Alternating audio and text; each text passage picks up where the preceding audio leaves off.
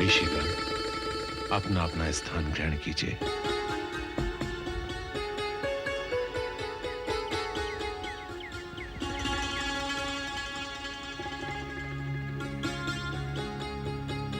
क्या बात है शौनक जी, मैं आपके मुख पर जिज्ञासा के भाव देख रहा हूं। हे महर्षि सूत जी, आपने बिल्कुल ठीक पहचाना। आज मन में बड़ी तीव्र जिज्ञासा उत्पन्न हो रही है। कैसी जिज्ञासा वत्स? हे महामुनि, हम सभी ऋषिगण आपके आभारी और कृतज्ञ हैं, क्योंकि आप पुराणों की अनेकानेक कथाओं द्वारा हमारे अज्ञान रूपी अंधकार को दूर करते रहे हैं। किंतु आज ब्रह्म स्वरूप पार्वती नंदन भगवान श्री गणेश की कथा के बारे में ज्ञान प्राप्त करने की तीव्र उत्कंठा हमारे मन में उमड़ रही है। यदि आज का विषय उन्हीं के बारे में हो तो हम गजानन भक्तों पर आपकी बड़ी कृपा होगी। अवश्य शौनक जी, अवश्य। ऋषिगण, आज हम सिद्धि बुद्धि के प्राण वल्लभ भगवान श्री गणेश के संदर्भ में चर्चा करेंगे। अज्ञान का अंधकार दूर करने का एकमात्र उपाय यही है कि ज्ञान का दीप जला लिया जाए। अज्ञान का अंधेरा अपने आप छट जाएगा। ज्ञान तो जलधारा का रूप है और उन्हीं को प्राप्त होता है जिन्हें ज्ञान की प्यास हो। इसलिए कहा गया है, जो मनुष्य ज्ञान को प्राप्त नहीं करता वो स्वयं अज्ञान को प्राप्त हो जाता है। कहो शौनक जी, देवेश्वर गणनाथ के बारे में कैसा ज्ञान चाहिए? आपकी क्या जिज्ञासा है? हे महर्षि सूत जी, हमारी एक ही जिज्ञासा और एक ही प्रश्न है, वो ये कि वो कौन सा कारण है जो भगवान श्री गणेश की पूजा सबसे पहले की जाती है। हर शुभ कार्य में सर्वप्रथम पूजा ग्रहण करने का अधिकार उन्हें कैसे प्राप्त हुआ? आप यदि उस विषय पर प्रकाश डालें या उस कथा का वर्णन करें तो हमारी तीव्र जिज्ञासा को संतुष्टि मिलेगी और आत्मा को आनंद प्राप्त होगा। शौनक जी, आपका प्रश्न जिज्ञासा अति सुंदर और परमार्थी है। मैं आपको वो पुनीत कथा अवश्य सुनाऊंगा जिसे श्री नारद जी को गणपति जी के परम भक्त ब्रह्मा जी ने सुनाई। भगवान श्री गजानंद की वही पावन कथा ऋषि वेदव्यास से सुनकर मैं आप सब ऋषियों को सुनाने जा रहा हूं। श्रवण करें। साधु साधु। ये उस समय की घटना है ऋषिगण, जब भगवान श्री विष्णु के 16वें अवतार रेणुका पुत्र श्री परशुराम जी इस धरती को 21वीं बार शत्रुविहीन कर चुके थे। एक दिन वो अपने आराध्य एवं गुरु श्री शंकर महादेव जी से आशीर्वाद लेने के लिए कैलाश पर्वत पर गए। कहा जाता है, जब परशुराम जी इस धरती पर चलते थे तो पूरी धरती कांपती थी।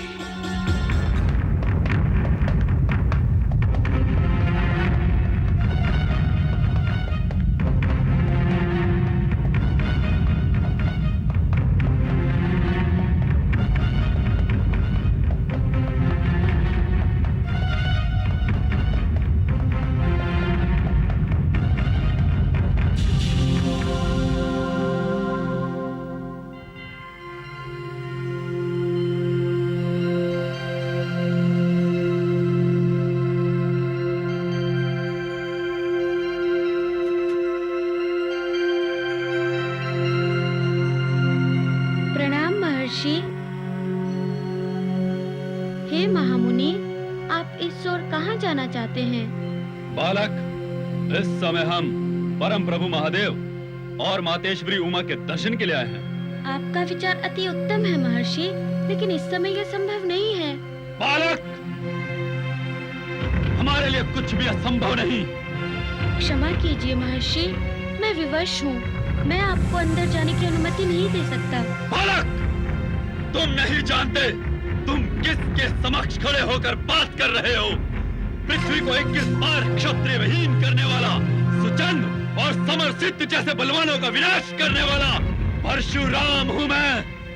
मुनिवर, मुझे आपकी बात पर किंचित मात्र भी संदेह नहीं है कि आप महाशक्तिशाली हैं, किंतु मैं अपने पिता श्री महादेव और माता पार्वती की आज्ञा का उल्लंघन कैसे कर सकता हूँ? संभव है बालक, तुम हमें नहीं जानते। इस समय हम विशेष रूप से महादेव के दर्शन के लिए आए हैं और उनके दर्शन करना हमारे लिए परम आवश्यक है। किंतु मुनिवर, आपको अभी यहीं ठहरना होगा, क्योंकि शीघ्रता में कभी कोई कार्य नहीं बनता और नीति भी यही कहती है कि देवता, गुरु और राजाओं के पास जाने से पहले उनकी अनुमति प्राप्त कर ली जाए। यदि वे दर्शन देना स्वीकार करें, तभी वहाँ जाना चाहिए। और आप तो धर्म के ज्ञाता हैं, इसलिए आपका द्वार पर ही रुकना उचित होगा। नहीं, एक शिव भक्त को अपने इष्ट देव के दर्शन के लिए किसी अनुमति, किसी आज्ञा की आवश्यकता नहीं। तुम एक छोटे बालक हो, हमारी शक्ति से परिचित नहीं हो, इसलिए द्वार से हट जाओ। मुनीश्वर, यदि आप अपनी शक्ति का भय दिखाकर अपने हट का मार्ग अपनाकर अंदर प्रवेश करना चाहते हैं, तो मैं नहीं जाने दूंगा, कदापि नहीं। बालक, इससे पहले कि हमारा पशु अपनी मर्यादा तोड़ दे, हमारा मार्ग छोड़ दो। असंभव है। जब तक मुझे अपने माता पिता का कोई आदेश प्राप्त नहीं हो जाता, तब तक आपको यहाँ रोके रखना मेरा कर्तव्य है।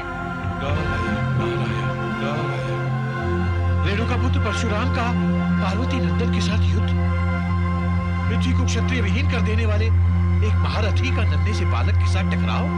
यदि आप अपने इष्ट देव के दर्शन हेतु प्रतीक्षा नहीं करना चाहते, तो मैं विवश हूँ। आपको पुनः पधारना होगा। यह क्षत्रिय निकंदन परशुराम का घोर अपमान है। अपने इष्ट देव के द्वार से बिना दर्शन के वापस लौट जाए, ये कदापि संभव नहीं। हट जाओ हमारे मार्ग से बालक।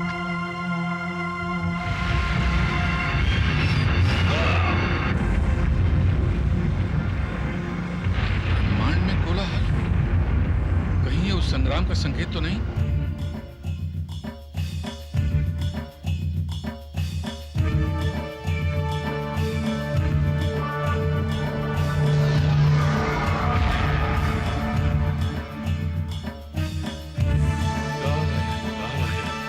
अवतार ही हो सकता है जो परशुराम को धकेल दे।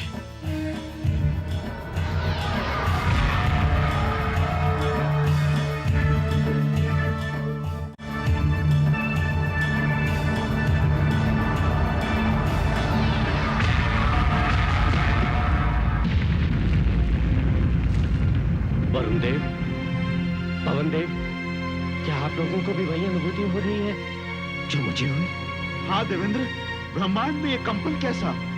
देवगणों, ये संकेत किसी भावी आशंका से संबंधित है जिसने मुझे भी भयभीत कर दिया है। निसंदेह किसी लोक में अवश्य कोई अनिष्ट होने वाला है।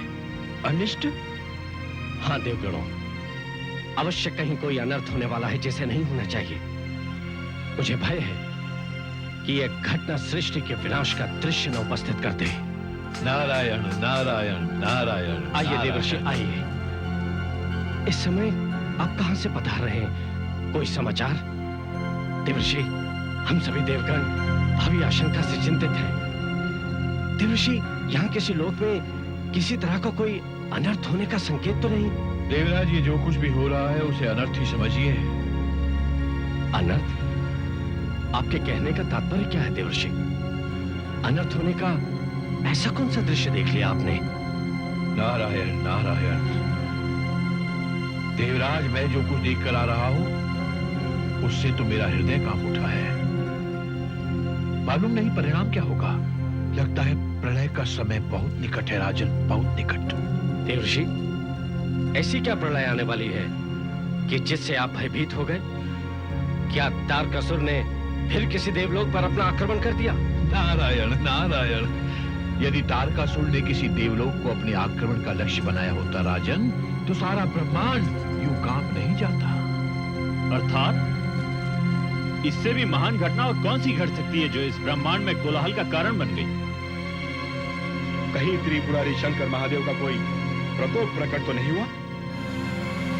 यमदेव, आप तो जीवन मृत्यु के ज्ञाता हैं। कहीं सृष्टि के विनाश का समय निकट तो नहीं आ गया है? मैं तो स्वयं ही इस उत्पन्न होने वाली स्थिति से चकित हूँ।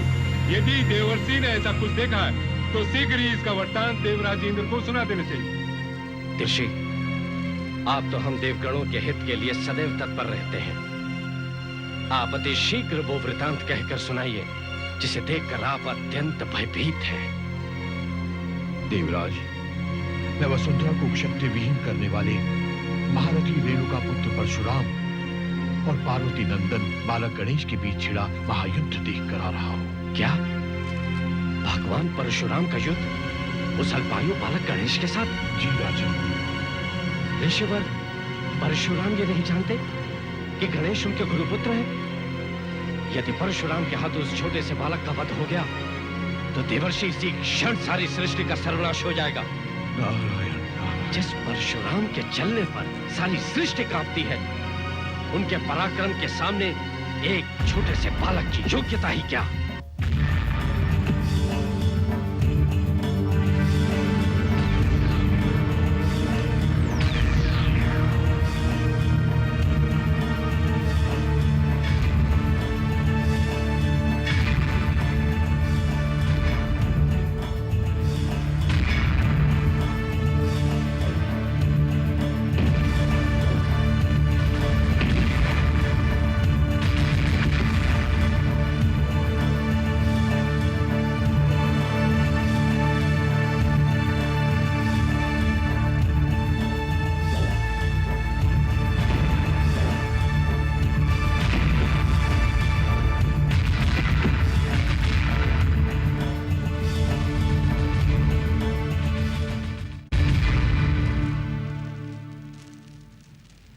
प्रणाम देवी लक्ष्मी।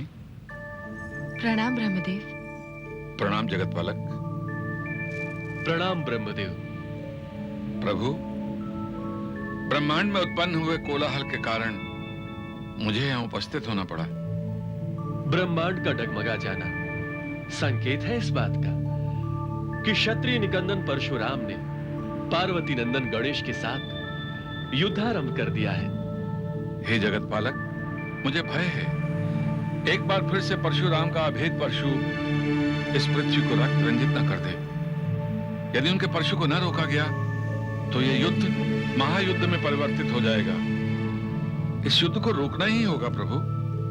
परशुराम को रोकना बहुत कठिन कार्य है ब्रह्मदेव। वो अपने इष्ट महादेव का परशु उठाकर अति भयंकर रूप धारण कर लेते हैं। उन्हें तो केवल महादेव ही रोक सकते हैं।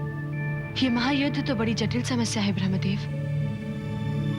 कहां पृथ्वी को क्षत्रिय विहीन करने वाले महारथी परशुराम और कहां एक छोटे बालक गणेश। कहीं कोई अनर्थ न हो जाए।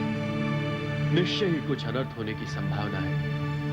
कहीं जगत जननी महेश्वरी देवी शक्ति का रूप धारण करके सृष्टि का विनाश न आरंभ कर दे। यदि देवी पार्वती क्रोधित हो उठी तो वो कुछ भी कर सकती है। वो ये कदापि सहन नहीं करेंगी कि उनके पुत्र गजानन गणेश्वर को कोई क्षति पहुंचाने की चेष्टा भी करे। इससे पूर्व कि ये युद्ध असाधारण रूप में परिवर्तित हो, हमें तुरंत ही इसे रोकना होगा। किंतु देवी, इस समय तो इस युद्ध को रोकना असंभव है। असंभव है? ये क्या लीला है ब्रह्मदेव? क्या आपने सृष्टि के भाग्य में यही लिखा है कि महादेव शंकर के महाशक्तिशाली शिष्य परशुराम के हाथों अपने ही गुरुपुत्र का वध हो जाए, उनके हाथ अपने ही छोटे भाई के रक्त से लाल हो जाए? देवी, सृष्टि के भाग्य में जो भी लिखा है वो समय पर ही प्रकट होगा। और रहा प्रश्न गजानन गणेश्वर का, तो वो अपना भाग्य स्वयं लिखने में सक्षम है। समस्या इस समय ब्रह्मांड को सुरक्षित रखने की है, इस युद्ध को रोकने की है। और इस युद्ध को रोकना केवल महादेव के वश में है। अवश्य, किंतु महादेव भी इस समय इस युद्ध को रोक नहीं सकेंगे ब्रह्मदेव। ये आप क्या कह रहे हैं? यदि महादेव नहीं रोक सकेंगे तो कौन रोकेगा? यदि ब्रह्मांड को इस प्रलय से बचाना है प्रभु, तो हमें शीघ्र नीलकंठ के समक्ष उपस्थित होना ही होगा। बड़ी दुविधा की परिस्थिति है ब्रह्मदेव। देवाधिदेव महादेव इस समय शयनागार में है। यदि महादेव शयनागार में भी हैं, तो भी हमें उन्हें जगाने का कोई न कोई उपाय सोचना चाहिए। इससे पूर्व कि सारा ब्रह्मांड विनाश के कगार पर खड़ा हो जाए, हमें कैलाश पर्वत पहुंचकर इस महासंग्राम को रोकना ही होगा।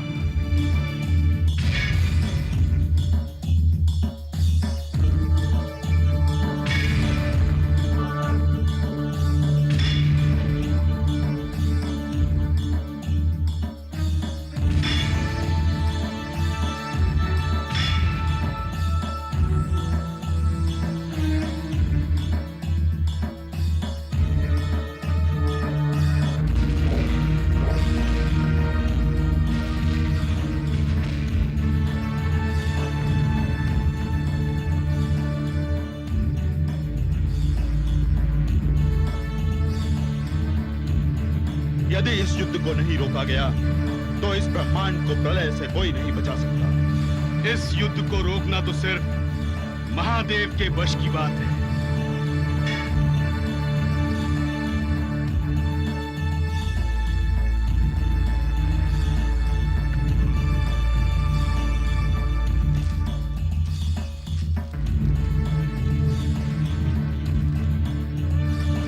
देवर्षि, क्या देवादिदेव भगवान शंकर को चल रहे इस महासंग्राम का आभास है?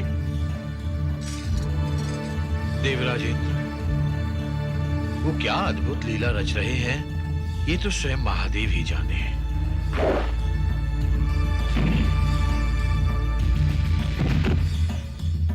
किंतु इस समय वो शयनागार में हैं। लेकिन देवर्षि, उनकी निद्रा भंग होने तक तो ये युद्ध और भी असाधारण रूप धारण कर लेगा। केवल वो ही इस महासंग्राम को रोक सकते हैं।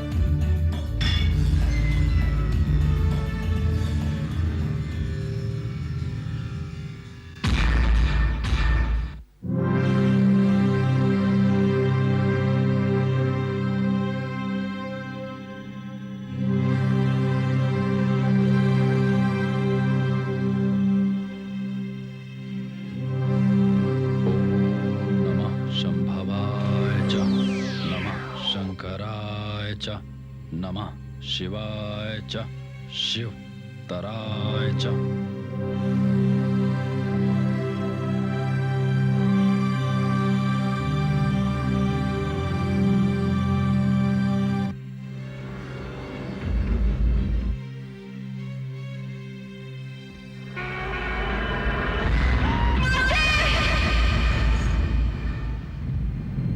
गणेश,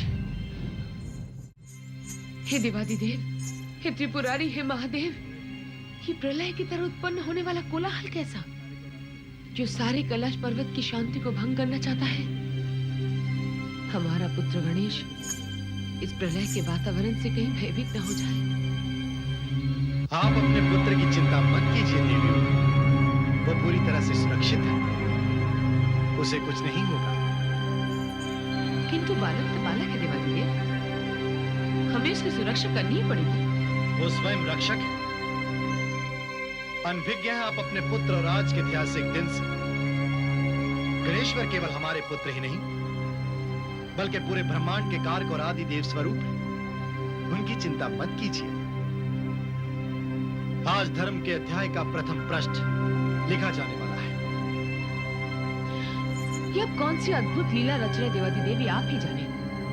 किंतु मेरी ममता क्षण भर के लिए भी अब यह नहीं ठहर सकती। मुझे आभास हो रहा है कि हमारा गणेश अवश्य किसी संकट में है। मैं कदापि यह नहीं ठहर सकती, कदापि नहीं, कदापि नहीं। रुक जाओ देवी पार्वती, रुक जाओ। आपके सुपुत्र को कुछ नहीं होगा। गणेश,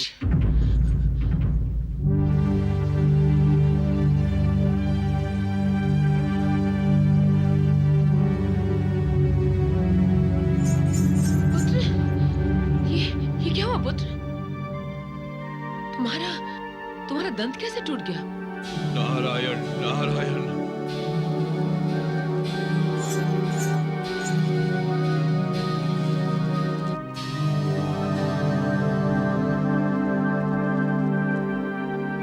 किसने तुम्हें घायल किया पुत्र? बताओ मुझे। मौन क्यों खड़े हो पुत्र? किसने तुम्हारे साथ ये निर्दयता दिखाई? बताओ मुझे, बताओ मुझे। किसने मेरे पुत्र का दंत तोड़ा है? सामने आओ मेरे।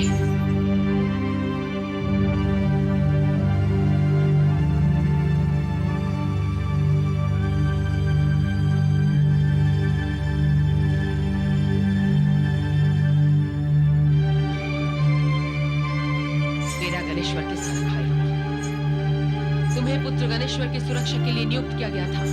ये कैसी सुरक्षा की है तुमने उसकी? उत्तर दो अन्यथा मेरा प्रकोप तुम्हें भस्मभूत कर देगा। क्षमा, क्षमा जगत जननी, क्षमा। हम विवश थे, हम निर्दोष हैं, हम कुछ नहीं कर सकते थे माते। उन दो महारथियों के बीच में हो रहे युद्ध को रोकना हमारे वश में नहीं था। युद्ध?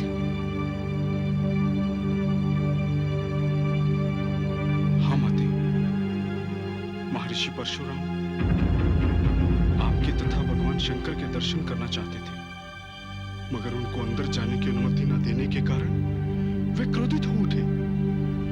देखते ही देखते गजानन और उनके बीच में युद्ध शुरू हो गया। क्या परशुराम ने मेरे निर्दोष पुत्र के साथ युद्ध किया?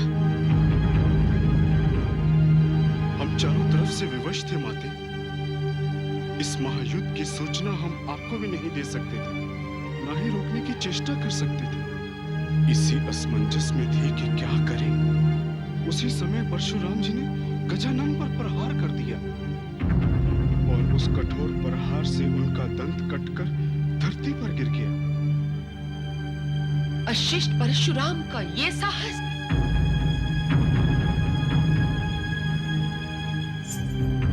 रेणुका पुत्र परशुराम, तुम्हारा ये दुस्साहस! तुम्हारा यह अपराध क्षमा करने योग्य नहीं है। तुम्हें इस घोर अपराध का दंड मिलना ही चाहिए। जिस निर्दयता से तुमने मेरे बालक का हस्तदंत अलग किया है परशुराम, उसी तरह तुम्हारी ये भुजाएं तुम्हारे कंधों से अलग कर दी जाएगी। रुक जाओ पार्वती, रुक जाओ।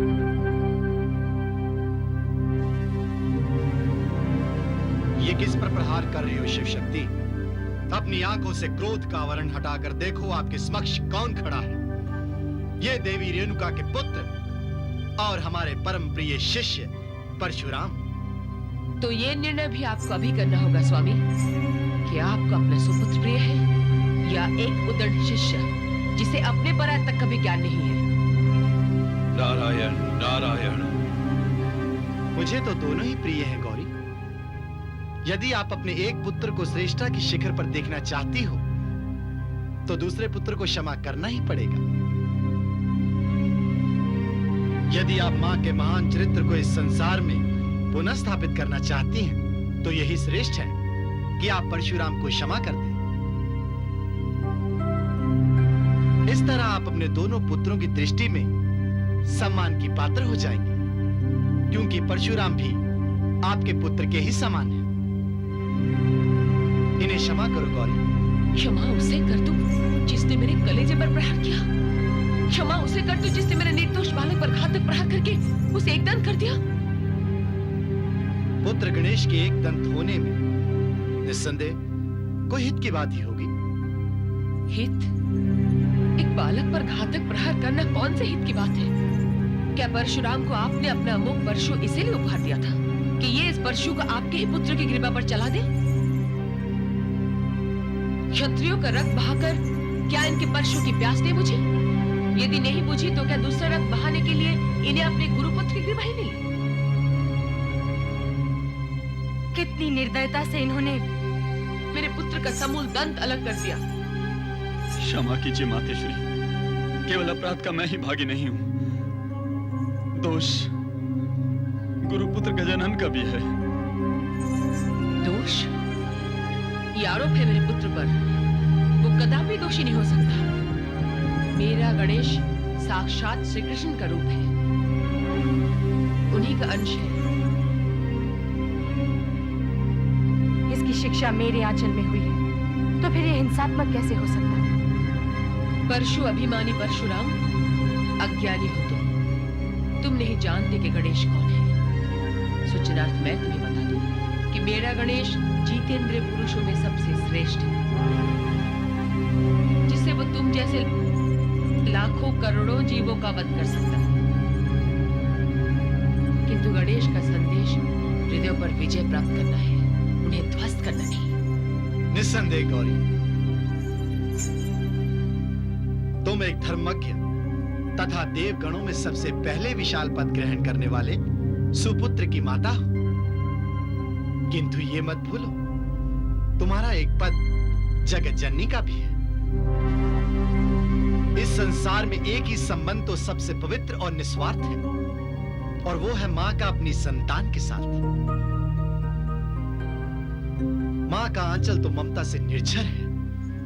तुम इस निर्झर पर अंकुश लगा देना चाहती हो। पुत्र परशुराम को क्षमा करके इन्हें अपनी ममता से सिंचित कर दो। यदि तुमने इनके शीश से अपना आंचल हटा लिया, तो किसकी गोद में रखेंगे ये अपना शीश? इनकी माता भी तो तुम ही हो जगत जननी। पुत्र परशुराम, अपनी माता से क्षमा मांगो। क्षमा कीजिए मातेश्वरी, क्षमा कीजिए। मैंने भ्राता गजानन को जो कष्ट दिया है, उस अपराध का केवल यही एक दंड है। अलग कर दीजिए मेरी इन भुजाओं को मेरे कंधों से। अलग कर दीजिए मातेश्वरी, अलग कर दीजिए। आपने कोई अपराध नहीं किया मुनीश्वर, कोई अपराध नहीं किया। एक दंड का उत्तरदायी स्वयं मैं हूँ। नारायण नारायण नारायण।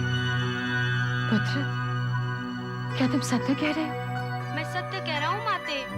जब महामुनि मुझसे युद्ध में परास्त होने लगे, तब इन्होंने सर्वश्रेष्ठ पूजनीय पिता श्री महादेव तथा मैं जिनका अंश हूँ, भगवान श्री कृष्ण मुरलीधर के देव दुर्लभ स्त्रोत कवच का स्मरण करके रेणुकानंदन परशुराम ने मुझ पर प्रहार किया माते। मैं उस प्रहार को कैसे विफल कर सकता था, क्योंकि मैं तो भगवान श्री शंकर महादेव का पुत्र और भगवान श्री कृष्ण का ही अंश हूँ। इसी कारण मैंने उस अमोघ अस्त्र का सम्मान किया और रेणुकानंदन परशुराम के प्रहार को अपने दंत पर ले लिया। अन्यथा पिता श्री महादेव और भगवान श्री कृष्ण का अपमान होता ना माते। गणेश पुत्र, तुम सा महान इस जगत में कोई भी नहीं है। माते, रेणुकानंदन परशुराम जो गुरु पुत्र हैं और मेरे बड़े भाई हैं, उन्हें क्षमा कर दीजिए। प्रणाम देवाधिदेव महादेव। स्वागतम श्री हरि, स्वागतम ब्रह्मदेव।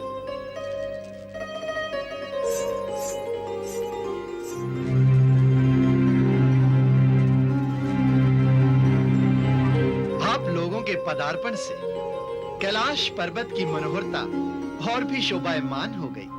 स्वागतम। चंद्रमौलेश्वर, आप धन्य हैं। जिस सुंदरता से आपने शिष्य और पुत्र के संबंध को समानता प्रदान की है, वास्तव में कैलाश पर्वत की वर्तमान परिस्थिति के कारण ही हमें यहां आना पड़ा। परंतु आपने परिस्थिति को संभालकर केवल कैलाश पर्वत ही नहीं, सारे ब्रह्मांड को उत्पन्न होने वाले संकट से बचाया है। रेणुका पुत्र परशुराम, तुमने सुमुख गणेश्वर का हस्त दंत अलग करके जगत जननी मातेश्वरी और हरिहर महादेव के हृदय को पीड़ा पहुंचाई है। किंतु इसके विपरीत देवादिदेव का निर्णय देखा। इसीलिए कहा जाता है कि गुरु विद्या और गुरु मंत्र का देने वाला इष्ट देव से भी 100 गुना श्रेष्ठ होता है। इसी कारण गुरु को देवता से प्रथम पूज्य माना जाता है। नारायण नारायण नारायण। परशुराम, तुम्हारा उन्माद अपने इष्ट महादेव के प्रति भक्ति भावना प्रकाशित करता है। अर्थात आशुतोष भगवान शंकर, महादेव, इनसे बढ़कर कोई देव नहीं और गिरिराज नंदिनी से बढ़कर कोई माता नहीं, कोई पतिव्रता नहीं, गजानन गणेश्वर से अधिक कोई जितेंद्रिय नहीं और परशुराम के समान कोई गुरु भक्त नहीं। नारायण नारायण नारायण। देवी शिवे, यदि आपके मन में परशुराम के प्रति कोई भी भेदभाव हो तो उसे निसंकोच कहें। हे ब्रह्मदेव, मेरी आंखों से क्रोध की चादर हट चुकी है। जब स्वामी देवादिदेव के मन में कोई भेदभाव नहीं है तो मैं उसे अपने मन में कैसे जगह दूं?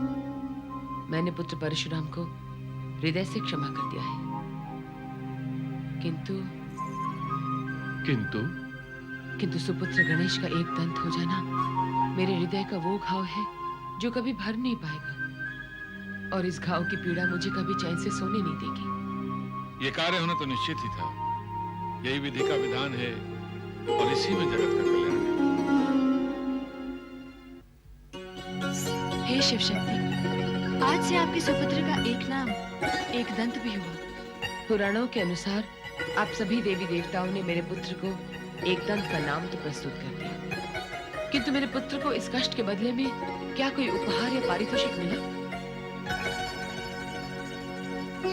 पुत्र गणेश्वर को उपहार अवश्य मिलेगा पार्वती। मैं लक्ष्मी आपके सुपुत्र गजानन गणेश्वर को ये वरदान देती हूँ कि सारा संसार मेरी पूजा से पहले आपके सुपुत्र सुमुख गणेश्वर एकदंत की पूजा करेगा। कोई भी पूजा उस समय तक मान्य नहीं होगी जब तक सर्वप्रथम पूजा गौरी नंदन गणेश की नहीं होगी।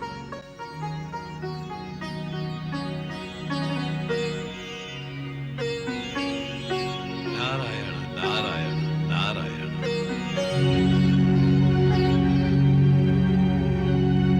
सर्वप्रथम पूजा बालक गणेश की, ये वरदान तो बलिष्ठ देवताओं का अपमान है। नारायण नारायण नारायण। देखा पुत्र गणेश, माता देवी लक्ष्मी ने तुम्हें कितना अद्भुत वरदान दिया। देखा भुवनेश्वरी, अब तो आपको अनुभूति हो गई कि हम आपको क्यों रोक रहे थे। हमने आपसे कहा था कि आप अपने इस पुत्र की चिंता मत कीजिए, क्योंकि आज धर्म के अध्याय का प्रथम प्रश्न लिखा जाने वाला है। इससे बड़ा पुरस्कार और क्या मिलेगा? आपके इस पुत्र को सभी देवगणों में से सर्वप्रथम पूजा का स्थान मिला है। असंभव! इतना बड़ा अपमान कभी सहन नहीं किया जाएगा। इंद्र को किसी भी मूल्य पर यह स्वीकार नहीं होगा कि एक अल्पायु बालक इतने महान देवताओं के विद्यमान होते हुए प्रथम पूजा का पात्र बने।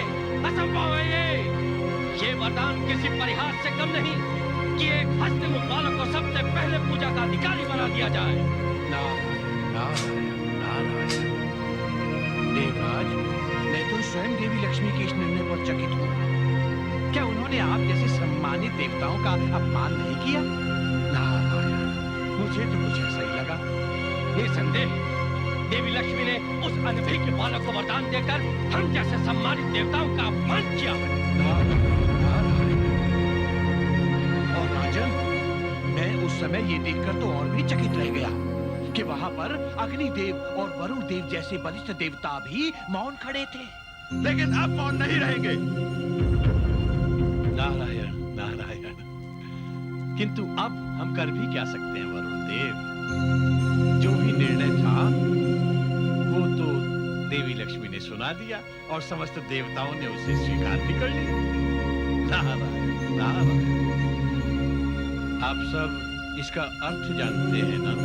अर्थ कहना क्या चाहते हैं आप देवर्षि? नारायण नारायण। मैं भला क्या कह सकता हूँ अग्निदेव?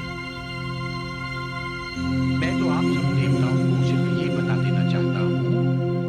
जैसे बलिष्ठ देवता भी यदि कोई शुभ कार्य करना चाहेंगे तो सबसे पहले उस बालक गणेश की पूजा को बाध्य होना पड़ेगा। नारायण नारायण। हम ये कभी स्वीकार नहीं करेंगे देवर्षि। तो क्या विद्रोह करेंगे अग्निदेव? अवश्य विद्रोह करेंगे देवर्षि, और इस विद्रोह में सबसे पहली ध्वनि, सबसे पहला शब्द होगा देवराज इंद्र का।